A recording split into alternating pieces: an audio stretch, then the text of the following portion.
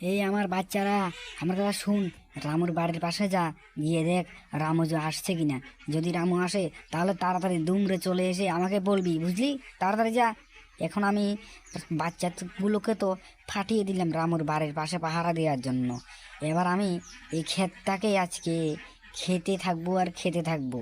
খেতে খেতে অনেক পেট বড় বড় হয়ে যাবে আমার। বুঝতে পেরেছো তোমরা?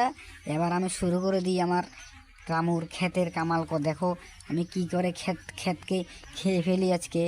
রামু আরেকদিন এসেছি, রামু তাড়িয়ে দিয়েছে। আজকে আমি প্ল্যান করে এসেছি, আমার প্ল্যান আজকে সাকসেস হতেই হবে।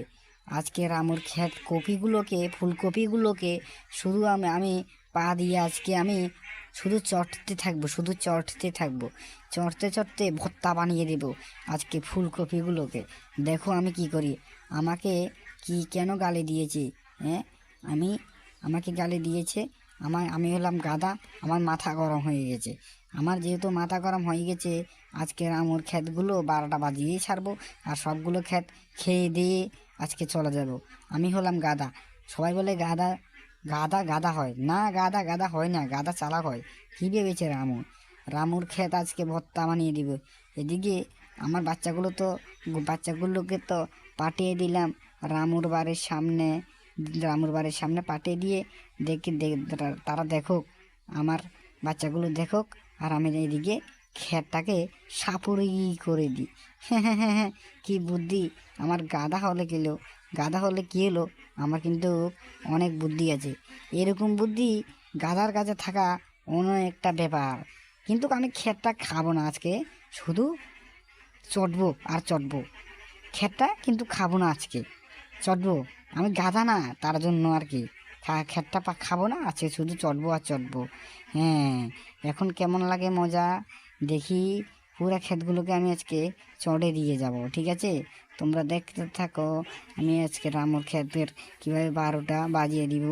কিন্তু এদিকে রামু বেটা যদি আসছে কিনা একটু দেখতে হবে। আমার বাচ্চাগুলো তো দেখছি আমাকে সিগন্যাল দিচ্ছে না। যদি সিগন্যাল দেয় তাহলে বুঝে নেব রামু বেটা আসছে, আমি পালিয়ে যাব।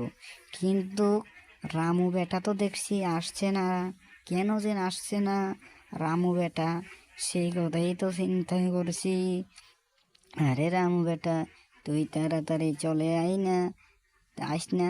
কারণ তুই যদি আছিস, তোর ক্ষেতের 12টা তো আমরা বাজাতেই পারবো না। তার জন্য তুই একটু আস্তে আস্তে আয়। তুই যদি আস্তে আস্তে আসিস তাহলে আমাদের কামটা আরও সহজ হয়ে যাবে, আরও সহজ হয়ে যাবে।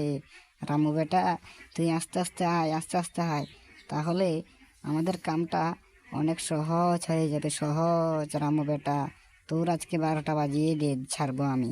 আমার নাম গাদা। তুই কি ভেবেছিস রামু বেটা? তুই কি